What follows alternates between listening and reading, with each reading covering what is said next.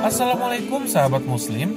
Sebelum kita membahas tema kita hari ini, kami segenap tim Jendela Islam TV One mengucapkan Selamat Hari Raya Idul Fitri 1443 Hijriah. Taqabbalallahu minna wa minkum. Semoga Allah menerima amal ibadah kita ya sahabat muslim.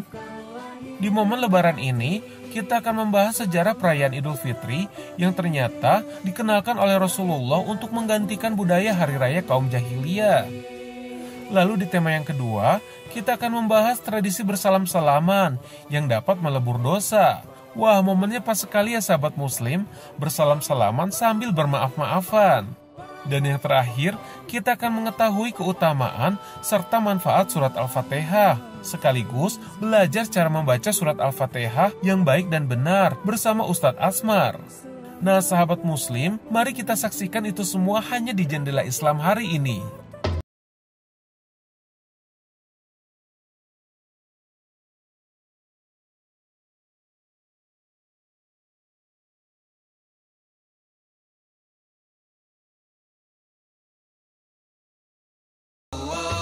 Sahabat muslim, pada zaman jahiliyah terdapat 2 hari raya yang diperingati dalam 1 tahun. Nama hari raya tersebut adalah Nairus dan juga Maharjan. Masyarakat jahiliyah memperingati hari raya tersebut berdasarkan ilmu perbintangan atau ilmu nujum di kala itu. Untuk hari raya Nairus sendiri ditandai dengan hari di mana kedudukan matahari beralih ke titik Aries atau equinox vernal yang jatuh di bulan Maret, tepatnya dimulai antara tanggal 20 hingga 21 Maret. Sedangkan hari raya Maharajan adalah awal hari Libra atau fall equinox yang jatuh pada bulan September yang dimulai pada tanggal 20. Jadi berdasarkan titik stabil hari bumi belahan bagian utara, maka kaum jahiliyah merayakan hari raya mereka sebanyak 2 kali dengan jarak setiap 6 bulan, yakni bulan Maret dan juga September. Dalam memperingatinya, alih-alih beribadah, masyarakat jahiliyah justru merayakannya dengan bermaksiat, seperti pesta minuman beralkohol, serta memperbolehkan seks bebas, hingga adu ketangkasan sesama pria. Tradisi tersebut berasal dari zaman Persia kuno. Nabi sangat prihatin dengan adanya 2 tradisi tersebut. Lalu turunlah surat Yunus ayat 58, yang berbunyi, Katakanlah Muhammad, dengan karunia Allah dan rahmatnya, hendaklah dengan itu mereka bergembira. Itu lebih baik daripada apa yang mereka kumpulkan. Dengan demikian, Allah telah membatalkan hari raya orang jahiliyah dengan perayaan ibadah yang penuh keceriaan serta tanpa dosa, yakni menggantinya dengan hari raya Idul Fitri dan juga Idul Adha.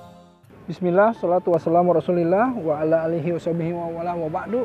Salam yang terbaik, salam para malaikat kepada para calon penghuni surga. Assalamualaikum warahmatullahi wabarakatuh. Sahabat muslim yang dirahmati oleh Allah, alhamdulillah kita akan membahas mengenai Idul Fitri ya, dan bagaimana sebetulnya tuntunan Rasulullah SAW untuk merayakan Idul Fitri.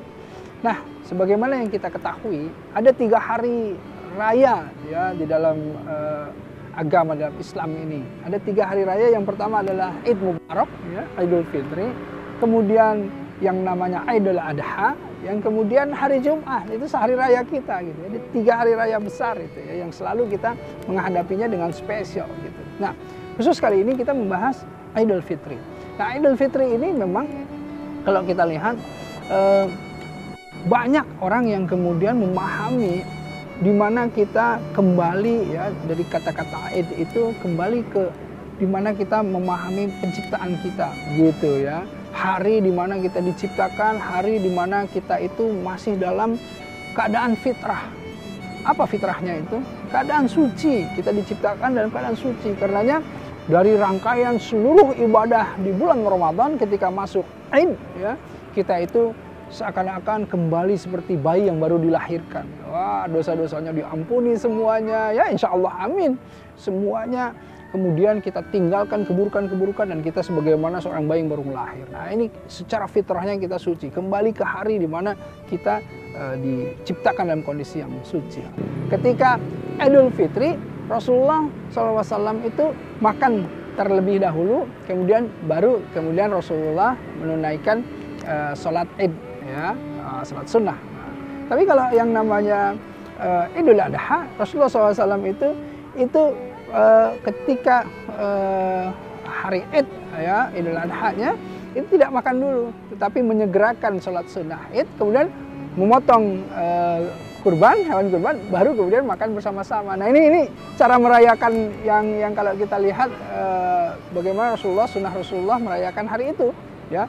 Nah kemudian di hari Idul Fitri, bagaimana Rasulullah SAW juga mencoba menggembirakan semua sanak saudara, semua sahabat, semua orang-orang yang ditemuinya. Bahkan ada satu kisah yang menarik adalah ada seorang anak yatim yang ketika hari Idul Fitri dia itu bersedih.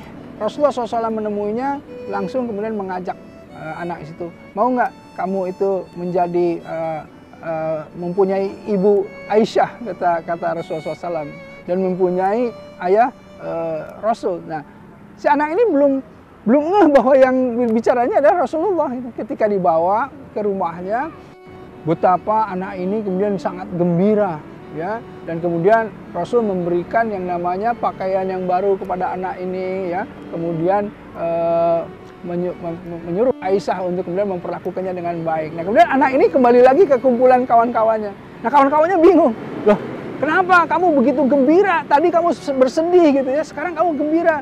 Karena hari ini hari yang sangat spesial, hari Idul Fitri, di mana aku mempunyai ibu yang bernama Aisyah dan mempunyai ayah itu seorang nabi, itu Rasulullah SAW. Nah, jadi intinya adalah bagaimana Idul Fitri kita bisa menggembirakan orang-orang banyak, dan Allah pun sangat menyukai dan mencintai orang yang memasukkan kegembiraan ke dalam hati saudaranya. Nah, ya, karenanya ayo di bulan Ramadan masuk ke dalam Idul Fitri, kita sambut dengan rasa syukur yang tinggi, dan kita disitulah saatnya kita berbagi, bersyukur pada Allah, berbagi, dan jangan lupa masuk Syawal, tingkatkan amal-amalan di bulan Ramadan, bukan justru menurun, tetapi kita naikkan, tingkatkan segala sesuatunya. Insya Allah, semoga Allah ridha. Ya, Assalamualaikum warahmatullahi wabarakatuh.